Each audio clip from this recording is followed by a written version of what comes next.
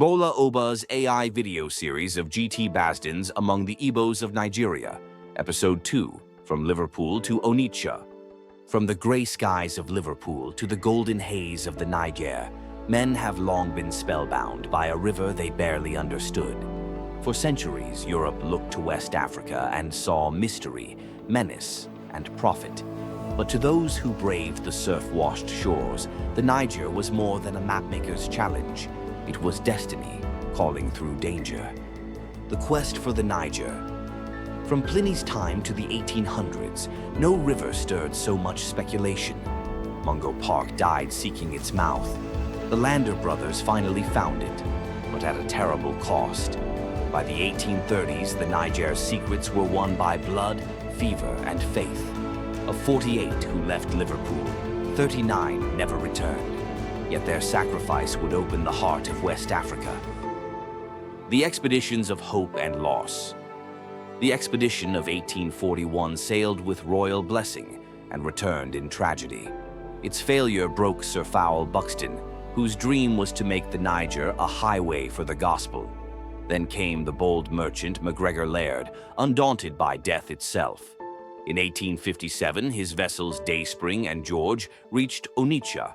What began as commerce became a mission, and from those muddy banks, the story of modern Nigeria began. The rise of trade and empire. In barely 50 years, the riverbanks bloomed with British stations. The palm oil ruffians, once despised adventurers, laid the foundation of empire. From one humble trading hut north of the Delta, an artery of commerce and conversion began to flow, forever altering the destiny of the Igbo land. The voyage south to West Africa. A journey to West Africa was no luxury cruise.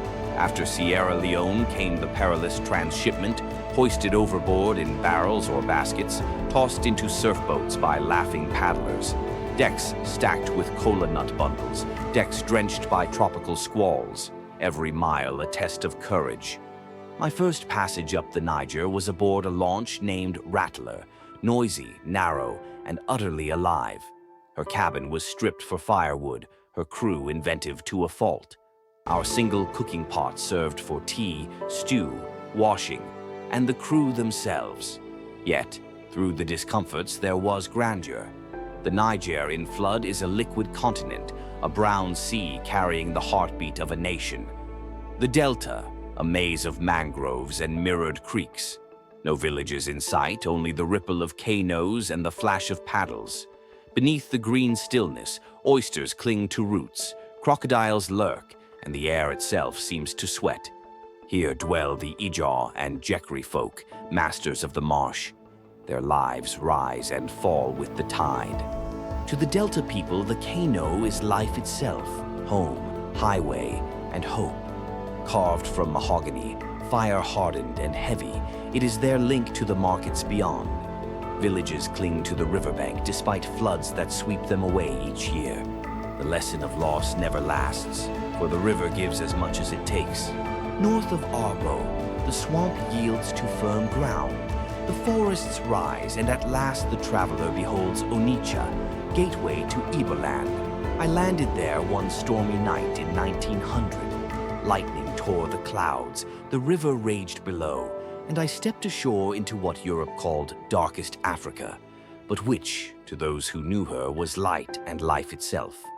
From Liverpool to Onitsha, the river that carried empire, faith, and fate into the heart of Africa. Coming next, the Igbo country.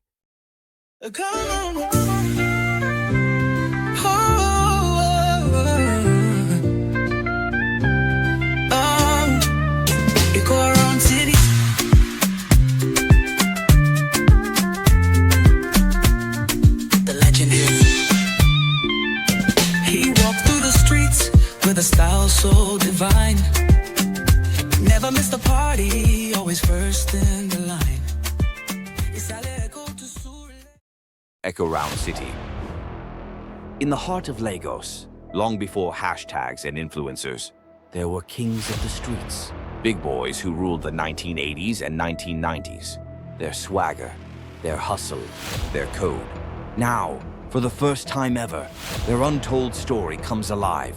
From the pages of an authorized biography to the big screen of your imagination, stay tuned for the book-to-movie premiere of Keiko Round City, the authorized biography of one of Lagos's legendary street big boys.